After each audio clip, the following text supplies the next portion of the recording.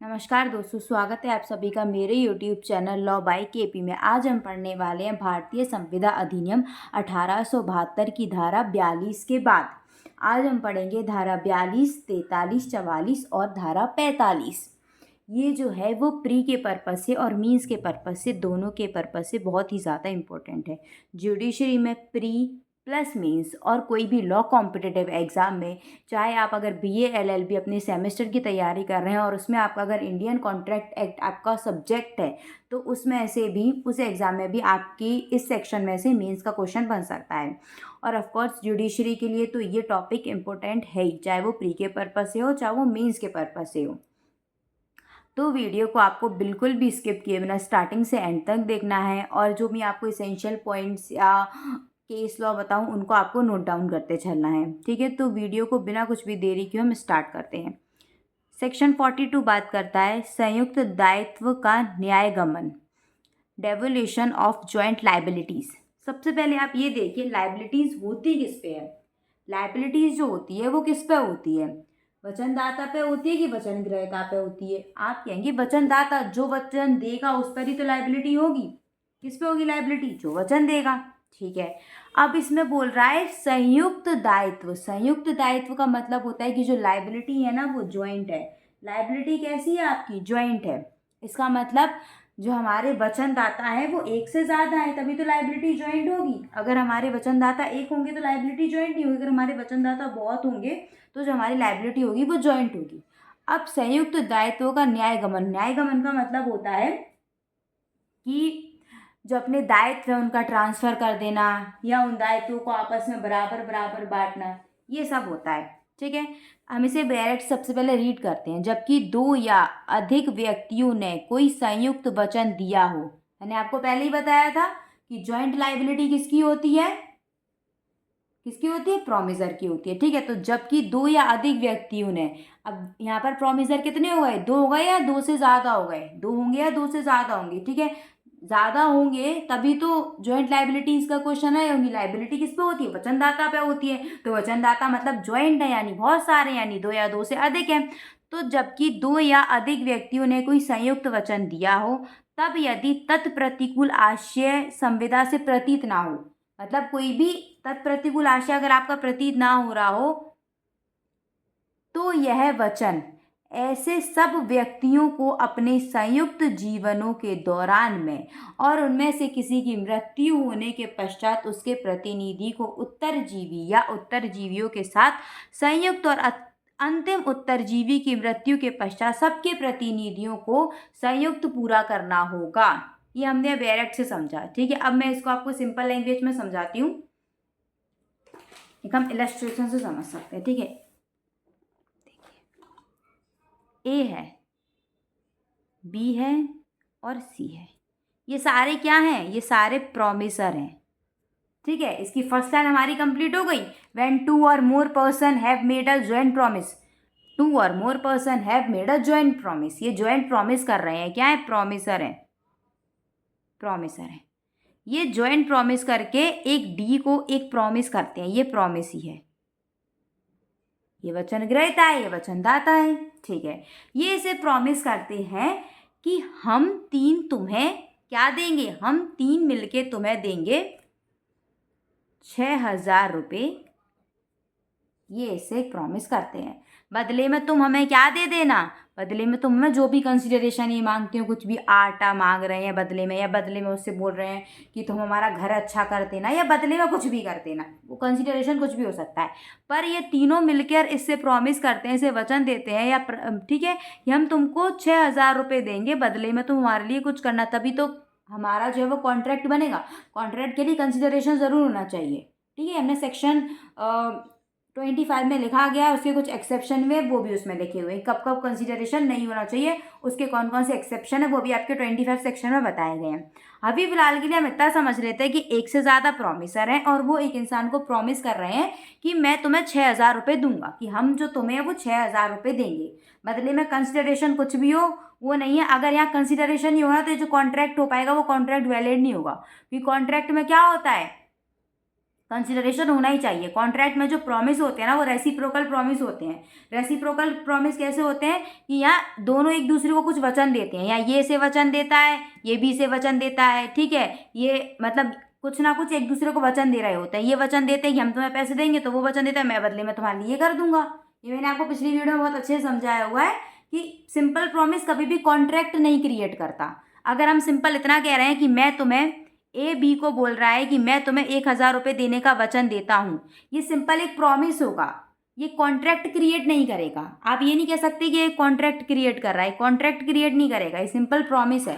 A B को बोल रहा है मैं तुमको 1,000 रुपये देने का वचन करता हूँ, सिंपल क्या है, प्रॉमिस है, कॉन्ट्रैक्ट क्रिएट नहीं कर रहा है। कॉन्ट्रैक्ट क्रिएट तब तक नहीं करेगा जब तक कि बदले में बी उसे कुछ कंसिडरेशन नहीं दे रहा हो, ठीक है। कंसिडरेशन इनफ है या इनफ नहीं है ये पॉइंट नहीं उठता, कंसिडरेशन होना चाहिए। इनफ है इनफ नहीं है ये पॉइंट नहीं होता, ठीक है।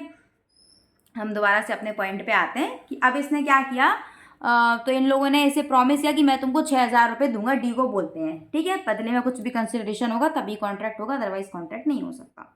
सिंपल प्रॉमिस हो जाते हैं ये लोग। मैंने आपको अभी पिछले वीडियो में एक एग्जाम्पल भी दिया था कि ए जो है वो बी को वचन देता है कि मैं तुम्हें इतने दे दूंगा। 25 का ये एग्जाम्पल था, फर्स्ट इलस्ट्रेशन था। उसमें वो क्या था, वो संविदा नहीं थी क्योंकि उसमें प्रतिफल नहीं था, प्रतिफल की कमी थी, तो वो नहीं थी संविदा, वो सिर्फ एक वचन था। तो ये इसको बोलते हैं कि हम लोग मतलब तुमको वचन दे रहे हैं कि हम तुमको 6,000 रुपये देंगे, बदले में तुम हमारे लिए ऐसा ऐसा कुछ भी करते ना, ये हम समझ लेते हैं, ठीक है। अब क्या होगा, इनको अपने वचन का पालन करना ही होगा। फॉर एग्जाम्पल मान लेते हैं कि सी की क्या हो गई, डेथ हो गई, तो इसके क्या आएंगे, रिप्रेजेंटेटिव आएंगे। इसके कौन आएंगे, रिप्रेजेंटेटिव आएंगे, इसके रिप्रेजेंटेटिव आएंगे, ठीक है। तो इसके रिप्रेजेंटेटिव आएंगे और ये बचे हुए ये करेंगे, मतलब सी का रिप्रेजेंटेटिव आ जाएंगे। सी की मृत्यु हुई तो सी का तो प्रतिनिधि आएगा, सी का क्या आएगा, सी का तो प्रतिनिधि आएगा। और बी और ए तो जीवित है तो ये तो स्वयं ही आएंगे। यदि जब एक से अधिक वचनदाता होते हैं उनमें से एक की मृत्यु हो जाती है, तो जिसकी मृत्यु हो गई है उसका प्रतिनिधि और बाकी के उत्तरजीवी, उत्तरजीवी का मतलब होता है सक्सेसर। ये मर गया तो ये सक्सेसर तो इसके बचे ना, ये सक्सेसर बचे, ठीक है। अब मानो बी भी मर जाता है तो बी का भी रिप्रेजेंटेटिव आ जाएगा, है ना, बी का भी रिप्रेजेंटेटिव आ जाएगा, यानी सी और बी के रिप्रेजेंटेटिव हो जाएंगे और ए सक्सेसर हो जाएगा, ठीक है।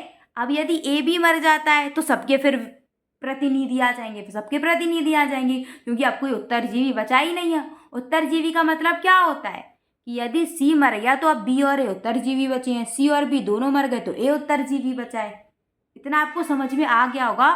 42 सेक्शन ये बोलता है, जॉइंट लाइबिलिटीज़ के बारे में बताता है कि इनकी सबकी जॉइंट लाइबिलिटीज़ है। इन्होंने डी को प्रॉमिस किया है यदि ये मर जाता है इनमें से कोई भी तो उसका रिप्रेजेंटेटिव आता है और बाकी की जो पार्टी होती है वो होती हैं, ठीक है। और सबके ही मर जाते तो सबके रिप्रेजेंटेटिव आ जाएंगे। इतना समझ में आया, चलो ठीक है। इसका एक एग्जाम्पल हम और तरीके से भी समझ सकते हैं, ठीक है। अभी आपको समझा दूँ कि मान के चलो ये 6,000 रुपये देने थे, डी जाता है बी के पास कि देखो आप सब लोग, आपने मुझसे बोला था सी बी और ए, आप तीनों ने मुझसे बोला था कि आप मुझे 6,000 रुपये दोगे तो मेरे 6,000 रुपये मुझे दो। तो जो बी बोलता है कि देखो मेरा इसमें क्या होता है, मैं 2,000 रुपये तुमको दे सकता हूँ, मेरे दो थे, इसके दो थे, उसके दो थे, ठीक है, तो मैं तुमको अपने 2,000 दे देता हूँ। पर ये जो सी है ना वो दिवालिया हो गया तो मैं उसके रुपये क्यों दूँ। और बी बोलता है हाँ मैं भी तुमको 2,000 दे देता हूँ। अब क्या ये इसके 2,000 रुपये चले जाएंगे, नहीं, ये दोनों आपस में देंगे उसके मिल के। इसके 2,000, सी के भी 2,000 होते हैं तो 1,000 सी के बी देगा, 1,000 जो सी के है वो ए देगा, ठीक है। फिर ये दोनों आपस में इससे बाद में ले सकते हैं सूट फाइल करके, बट डी को तो उसका पूरा मिलेगा 6,000, चाहे फिर तुम तीनों मिल के दो, चाहे फिर तुम दो दो या तुम अकेले दो, उसको उससे कोई मतलब नहीं है। मानो सी और ए दोनों दिवालिया हो गए तो बी को पूरे 6,000 रुपये देने पड़ेंगे। बाद में फिर ये ए से 2,000 ले ले, बाद में सी से 2,000 ले ले, ये बी की फिर रिस्पॉन्सिबिलिटी है कि वो बाद में जो करना है करता रहे, पर वो डी को तो पूरे पैसे देने पड़ेंगे। इतना समझ में आया। सेक्शन 42 सिर्फ इतना ही बताता है जो मैंने आपको स्टार्टिंग में बताया था कि जब दो या दो से अधिक वचनदाता होते हैं और वो जो प्रॉमिस करते हैं उन्हें अपना प्रॉमिस करना ही पड़ता है। यदि उनकी मृत्यु हो जाती है तो उनके प्रतिनिधि आएंगे और जो बाकी बचे होंगे उत्तरजीवी वो आएंगे, वो करेंगे, ठीक है। चलो अब हम बात करते हैं सेक्शन 43। ठीक है, सेक्शन 43 बात करता है संयुक्त वचनदाताओं में से कोई भी पालन के लिए विवश किया जा सकेगा। अभी मैंने आपको समझाया कि जो कि ज्वाइंट प्रोमिसर है वो कौन है, ए बी सी तीनों है। डी किसी को भी वो कर सकता है, विवश किसी को भी कंपेल कर सकता है। ठीक है, किसी को भी कंपेल कर सकता है कि बी तुम करो, सी तुम करो, ए तुम करो, वो किसी को भी कर सकता है। ठीक है, यही लिखा है संयुक्त वचनदाताओं में से कोई भी पालन के लिए विवश किया जा सकेगा। प्रोमिसी किसी भी प्रोमिसर को विवश कर सकता है कि तुम मुझे दो, क्योंकि तुम तीनों ने मिलके मुझे ज्वाइंट प्रॉमिस किया था, तुम्हारी ज्वाइंट लाइबिलिटी है, अब तुम वो किसी एक को भी कर सकता है। ठीक है, ये सिर्फ इतना ही कहता है। अब इसका सेकंड आता है हर एक वचनदाता अभिदाय करने के लिए विवश कर सकेगा। हर एक वचनदाता अभिदाय करने के लिए विवश कर सकेगा। ईच प्रोमिसर में कंपेल कॉन्ट्रीब्यूशन। ठीक है, दो या अधिक संयुक्त वचनदाताओं में से हर एक अन्य संयुक्त वचनदाता को वचन के पालन में अपने समान अभिदाय करने के लिए विवश कर सके जब तक कि तत्परपूर्ण संधिता नहीं हो। मतलब इसे हम समझ सकते हैं इलस्ट्रेशन से।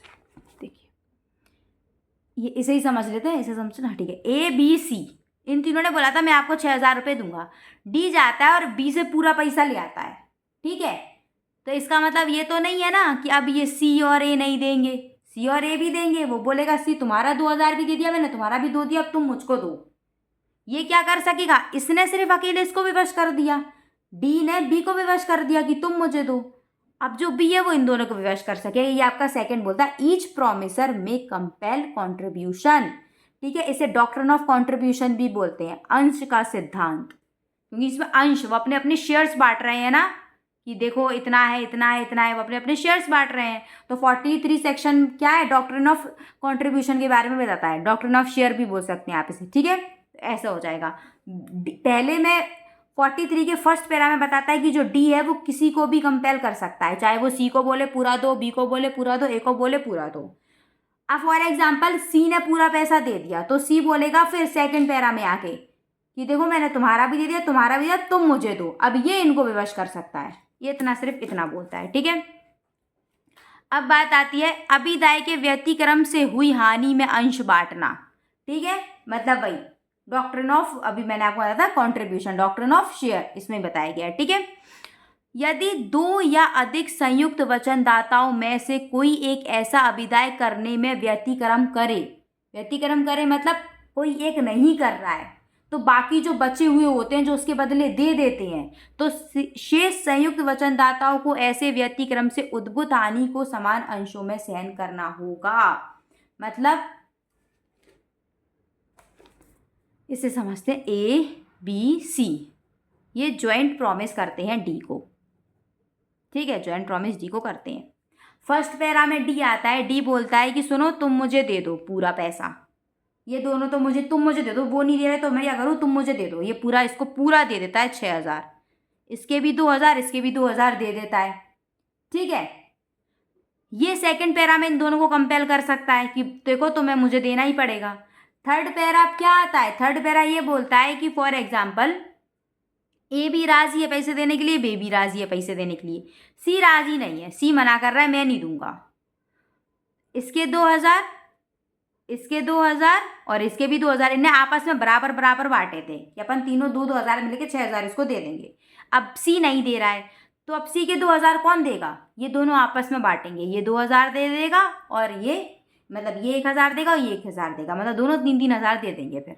ठीक है, क्योंकि इसको जो हानि हुई है ना इसका क्या करेंगे, दोनों बांट लेंगे जब कोई एक वचनदाता नहीं देता। ठीक है, if any one of two or more joint promisor make default in such contribution, या तो कोई एक डिफॉल्ट कर रहा है कोई दो कर रहा है तो बाकी जो बचे हुए होते हैं वो आपस में उसका बांट लेते हैं। ठीक है, यदि दो या अधिक संयुक्त वचनदाताओं में से कोई भी एक कर रहा है डिफॉल्ट, दो हैं कोई एक कर गया तो फिर एक को पूरा देना पड़ेगा, और जब दो से ज़्यादा है फिर कोई एक करता है तो बाकी जो बचे हुए होते हैं ना, व्यतिक्रम करे तो जो बचे हुए होते हैं शेष संयुक्त वचनदाताओं को ऐसे व्यतिक्रम से उद्भूत हानि को समान अंशों में बांटना होगा।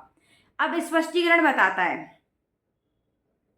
ठीक है, स्पष्टीकरण क्या बताता है, इस धारा की कोई भी बात किसी प्रतिभूत द्वारा मूल ऋणी की ओर से किए गए संदाय को अपने मूल ऋणी से उस प्रतिभू को वसूल निवार्त नहीं करेगी, ना कि हाँ ये बात करता है आपकी जो कॉन्ट्रैक्ट ऑफ गारंटी होती है उसके बारे में बात करता है, जब आगे पढ़ेंगे तो कर लेंगे। मतलब ऐसी वो ये बात कर रहा है कि ये जो धारा होती है ना, ये धारा में जो आपस में दे रहे हैं, अगर सी नहीं दे रहा है तो सी का ए और बी मिल के दे रहे हैं, ऐसी एक कॉन्ट्रैक्ट ऑफ गारंटी होता है। कॉन्ट्रैक्ट ऑफ गारंटी में क्या होता है, एक श्योरिटी होता है जो कि प्रिंसिपल डेटर होता है ना, उसकी तरफ से श्योरिटी देता है, गारंटी देता है कि अगर सुनो इसने पैसे नहीं दिए ना तो मैं पैसे दे दूंगा। पर जब वो पैसे दे देता है ना तो उसके पास एक राइट अराइज हो जाता है कि फिर वो अपने पैसे जो है ना वो प्रिंसिपल डेटर से ले सकता है। मतलब फिर जो श्योरिटी हो जाता है ना वो कहीं ना कहीं क्रेडिटर बन जाता है, क्योंकि उसने अब उसका पैसा चुकाया तो अब वो भी तो लेगा ना। इसमें यही लिखा है कि इस धारा की कोई भी बात किसी प्रतिभू द्वारा मूल ऋणी की ओर से किए गए संदाय को अपने मूल ऋणी से उस प्रतिभू को वसूल करने से मतलब उसे रोकेगी नहीं, ये धारा उसे रोकेगी नहीं कि तुम उससे मत लो, और ना मूल ऋणी द्वारा किए गए संदाय के कारण उसे प्रतिभू से कुछ वसूल करने का हकदार बनाएगी। और ना कि अगर मूल ऋणी कुछ संदाय कर देना अपना पूरा पैसा, इसने बोला था कि देखो बी नहीं करेगा ना तो मैं तुमको पेमेंट कर दूंगा, पर अगर सच में बी कर देता है, प्रिंसिपल लेटर अपनी खुद ही पेमेंट कर देता है, तो फिर ऐसा नहीं कि फिर प्रतिभू जाए और उससे कुछ वसूल ले, नहीं, अगर प्रतिभू देगा तो वो तो ही तो उससे वसूलेगा, नहीं तो नहीं। तो ये जो स्पष्टीकरण है ये आगे जब पढ़ेंगे तो समझ लेंगे। फिलहाल ये कॉन्ट्रैक्ट ऑफ गारंटी के बारे में थोड़ा थोड़ा बता रहा है, ठीक है। हम इसे इलस्ट्रेशन से पढ़ के बिल्कुल समझ सकते हैं। का खा गा ये जो तीन है A B C jointly promise करते हैं कि हम तुमको 3,000 रुपये देंगे, ठीक है। डी को प्रॉमिस करते हैं। घा चाहे तो का खा गा को विवश कर सकेगा कि वह उसे 2,000 रुपये दे, ठीक है। तीनों को विवश कर सकेगा, किसी पर्टिकुलर एक को भी विवश कर सकेगा कि देखो अब तुम मुझे अकेले दो। ये जो फर्स्ट लाइन बोलती है यही बोलती है, ठीक है। सेकेंड लाइन क्या बोलती है कि हर एक वचनदाता विदाई करने के लिए विवश कर सकेगा। ये भी बोलते हैं कि तुम भी अपने अपने शर्त देने के लिए जो है कि वो विवश कर सके। हर एक वचनदाता बोलेगा अरे मैंने दे दे तो क्या तुम मुझे नहीं दोगे, ठीक है। जो लिखा है इसमें, 2 या 2 से अधिक संयुक्त वचनदाताओं में से हर एक अन्य संयुक्त वचनदाता को वचन के पालन में अपना समान अभिदाय करने के लिए विवश कर सकेगा। हर एक 2 या 2 से अधिक संयुक्त वचनदाताओं में से हर एक अन्य जो अन्य और एक्स्ट्रा जो रहते हैं वो उस दूसरे को बोलेंगे कि तुम भी अपना करो समान रूप से, ठीक है। इसका सेकेंड इलस्ट्रेशन पढ़ते हैं। का खा गा 3,000 रुपये घा को देने का संयुक्त वचन करते हैं, फिर से 3,000 रुपये देने का करते हैं, ठीक है। इसमें गा क्या होता है, वो पूर्ण राशि देने के लिए विवश किया जाता है कि तुम ही पूरा दोगे, क्या दोगे, तुम ही पूरा दोगे, ठीक है।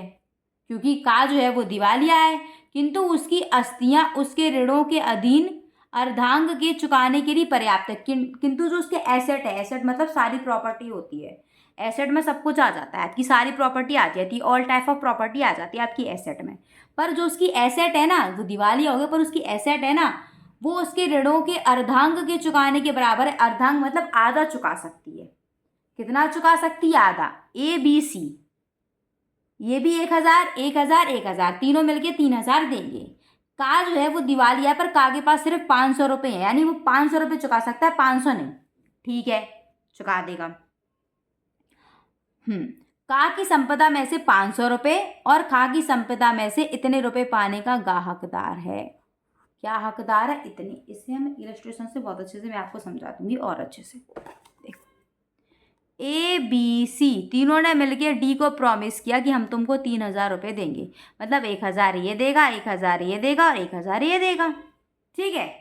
का हो गया दिवालिया। अब का के पास तो कुछ है ही नहीं, बट उसके पास उसकी एसेट है जो कि 500 रुपये की है, ठीक है, समझ में आया। चलो ठीक है, ये 500 रुपये दे सकता है। अब इसके कितने रुपये बचे, इसके कितने बचे, 500 और बचे ना, इसके 500 से 500 और बचे इसके, ठीक है। सी को पूरे रुपए देने पड़ते हैं। सी को कितने देने पड़ते हैं, सी देता है पूरे 3,000 डी को। डी जो है वो सी को ही बोलता है कि मुझे तुम मुझे दे दो, तुम उनसे लेते रहना। सी पूरे 3,000 दे देता है। अब सी क्या करेगा, 500 रुपये हैं सिर्फ बी के पास, वैसे बी को भी 1,000 देने थे और इसको भी 1,000 देने थे, पर इसके पास सिर्फ 500 हैं, मतलब 500 और बचे, तो ये ए से 500 रुपये ले लेगा, 500 रुपये ले लेगा। अब ए के जो 500 रुपये बचे हैं, 500 और बचे हैं ना, क्योंकि ए को पूरे 1,000 देने, तो ए के 500 और बचे हैं, तो ये जो 500 रुपये ए के पास बचे हैं, अब इन 500 का आधा क्या होगा, ये 2 लोग हैं, दोनों आपस में बांटेंगे ना इस हानि को। 250 ये देगा, 250 ये देगा, ऐसा ही तो, ऐसा थोड़ी ना होगा कि ए बोले कि मैं तो देखो दिवाली हो गया, मेरे पास तो सिर्फ 500 रुपये है, मेरे 500 रुपये ले लो। बी बोले अरे मैं तो सिर्फ 1000 रुपये देने का प्रॉमिस किया था, अब मैं क्या करूँ, बी दिवाली हो गया तो मुझे कोई मतलब नहीं है, तुम झेलो वो 500 रुपये। वो क्यों झेले 500 रुपये, वो क्यों झेले, जो हानि हुई वो तुम दोनों आपस में बांटोगे, क्योंकि वो दिवाली हो गया है। जिस दिन उसके पास रुपये आएंगे वो तुमको 500 रुपये देगा, तो फिर तुम आपस में बांट लेना उन 500 रुपये को। पर अभी तुमको देना पड़ेगा ना, तो अभी सी क्या करेगा, सी पहले तो पूरे 3000 दे देगा। अब सी ए से 500 रुपये ले सकता है, 500 ले सकता है, ए के और 500 बचे हैं, तो ये 500 ही आपस में बांट लेंगे, यानी इससे ये 1250 रुपये लेगा। फिर वैसे इसने प्रॉमिस 1000 का किया था, पर क्योंकि ए अपने रुपये नहीं दे पाया ना, तो इसलिए कितने लेगा ये, ए से मतलब इसके 500 में से 250 बांटेंगे तो 1250 हो जाएंगे इससे। ठीक है, 1250 इसके हो गए, 1250 और 1250 कितने हो जाते हैं, 2500। और 500 ए ने अपने 500 तो उसकी एसेट में से आ गए, यानी 3000 रुपये टोटल हो गए। इन लोगों को कितने कितने एक्स्ट्रा देने पड़े, 250 और एक्स्ट्रा देने पड़ेंगे ए के चक्कर में। एक एग्जाम्पल और ले लेते हैं, ए दिवालिया हो गया, ए के पास अब ये 500 रुपये भी नहीं है फॉर एग्जाम्पल, उसके पास कुछ है ही नहीं है। अब ये क्या करेगा, सी ने पहले तो इसको 3000 रुपये दे दिए, डी को सी ने 3000 रुपये दे दिए। अब सी गया ए के पास कि भैया अपना 1000 का शेयर दो, ए बोलता है मैं तो दिवाली हो गया, मेरे पास तो एक फूटी कौड़ी भी नहीं है। तो अब सी क्या करेगा, सी जाएगा बी के पास कि देखो अब जो ए को 1000 रुपये देने थे, अब ए के पास दिवाली हो गया, उसके पास 1000 रुपये नहीं है, तो उसके 1000 को तुम और मैं 500 करके बांट लेंगे। क्लियर, इतना ही है बस। ठीक है, इतना ही ये बोलता है। ठीक है, इसका एक्सप्लेनेशन फिर बता चुकी हूँ, ये कॉन्ट्रैक्ट ऑफ गारंटी से कहीं ना कहीं कनेक्ट करता है। इसे भी अगर आप बोले तो मैं एक इलस्ट्रेशन देके बहुत अच्छे से समझा सकती हूँ, इलस्ट्रेशन इसका भी आप ले लीजिए। यहाँ ज्वाइंट क्या होते हैं, ज्वाइंट प्रोमिसर होते हैं। कॉन्ट्रैक्ट ऑफ गारंटी में ज्वाइंट प्रोमिसर नहीं होते, इसमें ए होता है प्रिंसिपल डेटर, एक होता है क्रेडिटर और एक होता है श्योरिटी, जो ए की तरफ से देता है। जैसे कि बी जो है वो क्रेडिटर है, इसने ए को 1000 रुपये दिए, तो सी ने बोला कि यदि भविष्य में ए आपके रुपये नहीं चुकाता है ना, तो ये रुपये मैं आपको दे दूंगा। तो ये क्या है, ये गारंटर है, श्योरिटी दे रहा है। अगर भविष्य में ए रुपये नहीं देता है ना, तो सी बी को रुपये पे कर देगा। ठीक है, और फिर जो सी है ना वो इसकी जगह पे जाके बैठ जाएगा, फिर जो सी है ना वो बी की जगह पे जाके बैठ जाएगा, क्योंकि सी ने पैसे तो बी को चुका दिए, पर अब जो बी ने दिए 1000 रुपये, बी को जो 1000 रुपये का घाटा हुआ उसने जो श्योरिटी दी थी, अब वो जब इसके पास रुपये आ जाएंगे फिर ये से वसूल लेगा, ऐसा है। ठीक है, फिर जो श्योरिटी होता है ना वो इसकी जगह पे आके बैठ जाता है क्रेडिटर की जगह पे, क्योंकि उसने पैसा जो है क्रेडिटर का दे दिया, क्रेडिटर को अपना पैसा मिल गया, क्रेडिटर चला गया, सी जो है वो बैठ गया क्रेडिटर जब, अब तुम जो रुपये जो है वो बी को दे रहे थे, अब तुम मुझे देना। इतना आ गया समझ में बस। और यदि ए अपने खुद से रुपये लौटा देता है बी को, तो फिर सी तो सिंपल से बैठा है, ये सी तो तब बैठा है जब ये डिफॉल्ट करेगा तो मैं आऊँगा, अगर ये अपने पेमेंट दे देगा तो मैं क्यों आऊँगा। बस, तो एक्सप्लेनेशन यही बोलता है कि ऐसा नहीं कि ये जो सेक्शन है वो सी को मना कर दे पैसे लेने से, नहीं, ये सेक्शन तो इनको भी मना नहीं कर रही है ना पैसे लेने से, इनको भी बोल रही है कि वचनदाता विदाई करने के लिए विवश किया जा सकेगा, हर एक वचनदाता विवश कर सकेगा दूसरे वचनदाता को। जब 2 या 2 से अधिक वचनदाता हैं तो उनमें से जो एक होता है वो अन्य को क्या कर सकेगा, विवश कर सकेगा कि तुम जो है वो अपना पेमेंट करो। ठीक है, चलो अब हम 44 सेक्शन पढ़ते हैं। बहुत लंबा हो गया, पर आपको जो कॉन्सेप्ट है ना बिल्कुल क्लियर हो गया होगा। और अगर अभी भी नहीं हुआ होगा तो अभी भी मुझसे पूछ सकते हो, ऐसी कोई बात नहीं है, कमेंट में पूछ लेना, कोई दिक्कत वाली बात नहीं है। नहीं आता एक बार में समझ में, कभी कभी मुझे भी नहीं आता था, तो मैं इतना पढ़ चुकी हूँ, मतलब 4-5 बार तो इतना हो गया है। और हो सकता है कभी कभी हम आपको अच्छे से समझा भी नहीं पाए, ज़रूरी नहीं कि आपको समझ में नहीं आ रहा है तो आपको समझ में नहीं आ रहा है, बहुत बुद्धू हो, ऐसा नहीं होता। कभी कभी एक बार में चीज़ें समझ में नहीं आती, हम उसी चीज़ को 2 बार पढ़ते हैं, 3 बार पढ़ते हैं, 4 बार पढ़ते हैं तो हमको समझ में आ जाती है। एक बार में नहीं आता। आप एक बार मेरी वीडियो सुनोगे आपको एकदम से बिल्कुल सब चीज़ें क्रिस्टल क्लियर नहीं हो जाएगी पानी की तरह, आपको खुद से भी पढ़ना पड़ेगा। कभी कभी आपको ये वीडियो को 4 बार भी देखना पड़ेगा, और हो सकता है 4 बार देखने के बाद भी आपको खुद से ही पढ़ना पड़े, क्योंकि जो सेल्फ स्टडी होती है वो सेल्फ स्टडी ही होती है।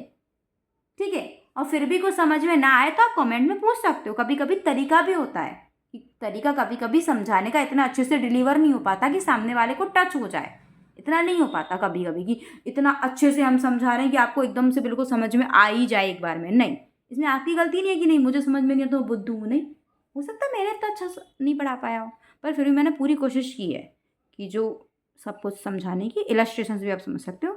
चलो अब 41st सेक्शन पे करते हैं, क्योंकि वीडियो जो बहुत लंबी हो रही है, ठीक है।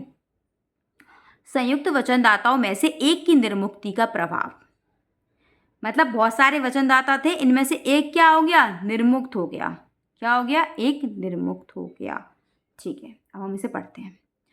जहाँ की दो या अधिक व्यक्तियों ने एक संयुक्त वचन दिया हो, वहाँ वचन ग्रहीता द्वारा ऐसे संयुक्त वचनदाताओं में से एक की निर्मुक्ति अन्य संयुक्त वचनदाता या अन्य संयुक्त वचनदाताओं को उन्मोचित नहीं करती है, और ना वह ऐसे निर्मुक्त संयुक्त वचनदाताओं को अन्य संयुक्त वचनदाताओं या संयुक्त वचनदाताओं के प्रति उत्तरदायित्व से निर्मुक्त करती है। मीन्स ये है कि जब एक से ज़्यादा प्रॉमिसर हैं, प्रॉमिसी ने कह दिया कि सी मैं आपको क्या कर रहा हूँ, फ्री कर रहा हूँ, रिलीज कर रहा हूँ, मैं आपको आपकी लाइबिलिटी से रिलीज कर रहा हूँ, चलो ठीक है, वो रिलीज हो गया। पर इसका ये मतलब नहीं कि जो प्रॉमिसी है उसने किसी एक को रिलीज किया तो सारे रिलीज हो गए, नहीं, उसने किसी एक को रिलीज किया है, बाकियों से तो वो ले सकता है उतने ही पैसे बिल्कुल बराबर बराबर करके। पर इसका ये मतलब नहीं है कि जो सी है उस रिलीज हो गया है तो वो बाकी प्रॉमिसर के प्रति भी रिलीज हो गए, उसके प्रति तो उसका उत्तरदायित्व रहेगा ना। ठीक है,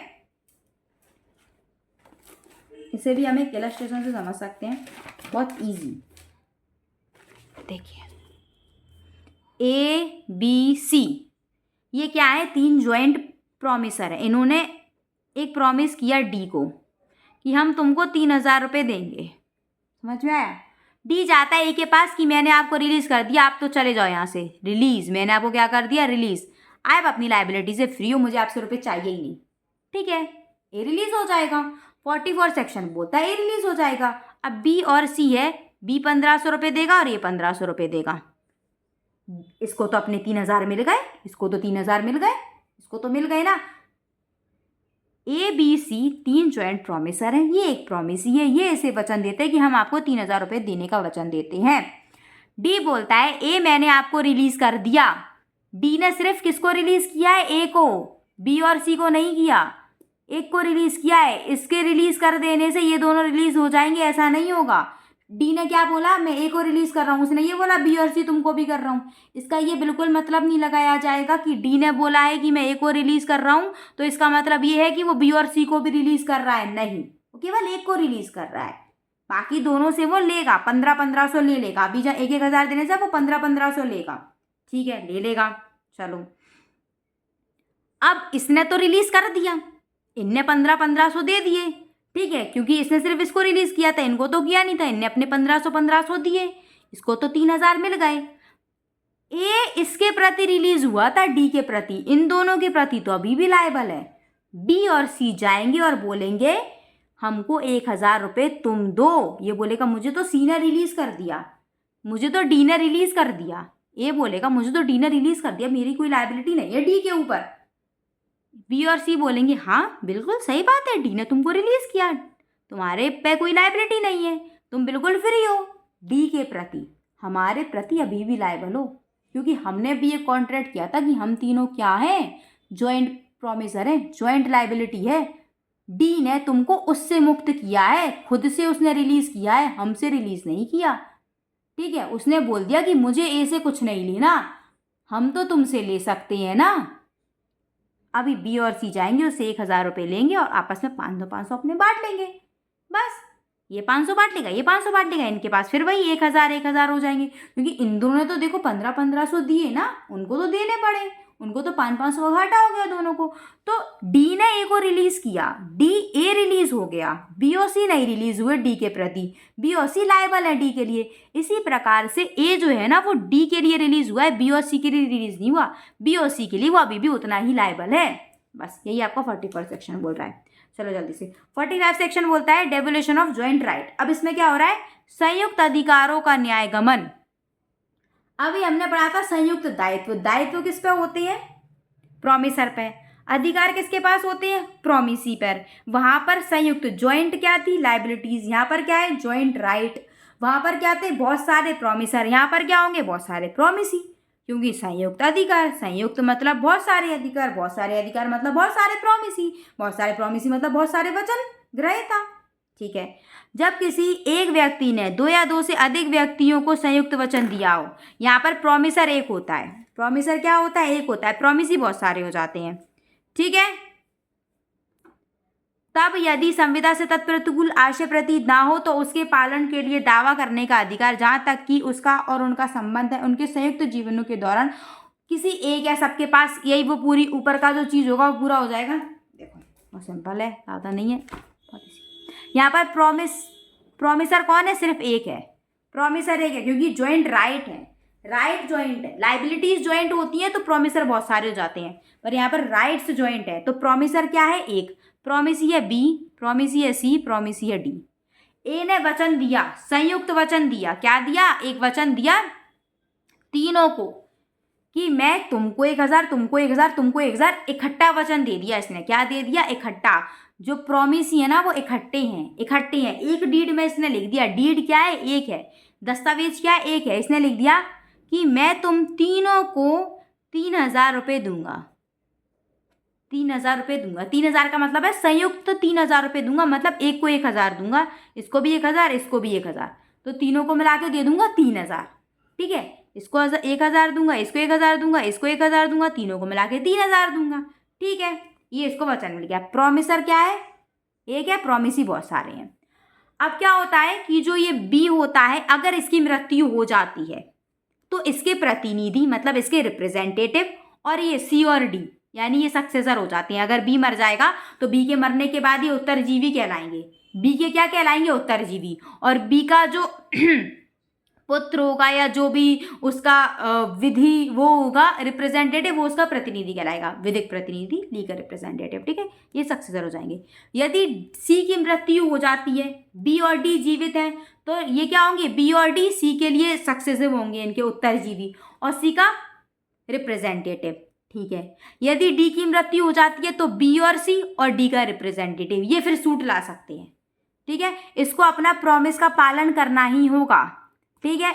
अगर बी मर जाएगा तो बी के रिप्रेजेंटेटिव को इसको 1000 रुपये देने होंगे, सी मर जाएगा तो सी के रिप्रेजेंटेटिव को इसको 1000 रुपये देने होंगे, डी मर जाएगा तो डी के रिप्रेजेंटेटिव को 1000 रुपये देने होंगे, जो जिंदा रहेंगे उनको देने होंगे, ठीक है। यदि ए मर जाता है तो फिर ए का रिप्रेजेंटेटिव आएगा, ये इन सबको रुपये देगा। इतनी बात समझ में आ रही है, बस यही बात आपका सेक्शन 45 कहता है। जब एक व्यक्ति ने दो या दो से अधिक व्यक्तियों को संयुक्त वचन दिया हो, तब यदि संविदा से तत्प्रतिकूल आशय प्रतीत ना हो तो उसके वचन के लिए दावा करने का अधिकार, जहाँ तक कि उसका और उनका संबंध है, उसके संयुक्त जीवनों के दौरान उनमें से किसी की मृत्यु जाने के पश्चात ऐसे मृत व्यक्ति प्रतिनिधि उसके उत्तरजीवियों के साथ अंतिम उसके प्रतिनिधियों को संयुक्त होगा, ठीक है। तो दावा कौन कर सकता है, बी खत्म हो जाता है तो बी के प्रतिनिधि, और बाकी के उसके जो सक्सेसर है सी और डी हैं वो कर देंगे, तो ऐसा हो जाएगा। समझ में आया? अगर आपको कुछ भी समझ में नहीं आएगा तो आप मुझे कमेंट सेक्शन में जरूर पूछ सकते हैं। वीडियो अच्छा लगा हो तो वीडियो को लाइक कीजिए, चैनल को शेयर सब्सक्राइब कीजिए। Till then bye bye.